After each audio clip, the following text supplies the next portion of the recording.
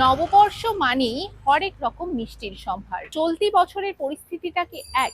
গ্যাসের ক্রাইসিসের জন্য তো অবভিয়াসলি, কারণ আইটেমগুলো বাড়াতে গেলে গ্যাসের সাপ্লাইটাও তো থাকতে হবে, সেই সাপ্লাইটা অ্যাডিকুয়েট সাপ্লাই নেই।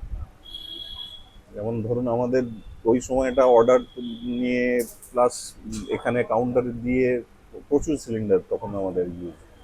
এবারে ক্ষীর মাধুরী বলে একটা নতুন মিষ্টি করা হয়েছে, একটা স্ন্যাক আইটেম করা হচ্ছে।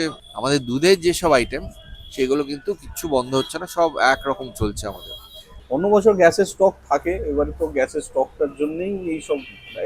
আজকে তো তাও কিছু জিনিস দেখতে পাচ্ছেন, এক সপ্তাহ আগে এলে ফাঁকা ছিল, 4-5টা 6টা 7টা আইটেম এরকম হচ্ছিল, দই বন্ধ ছিল, রসের কোনো মাল হচ্ছিল না। পয়লা বৈশাখের যে অর্ডার হয় সেই অর্ডারটা গ্যাসের উপর নির্ভর করেই নেওয়া হয়, গ্যাস এবং আদার্স ম্যাটেরিয়ালস, তার মধ্যে গ্যাস অন্যতম।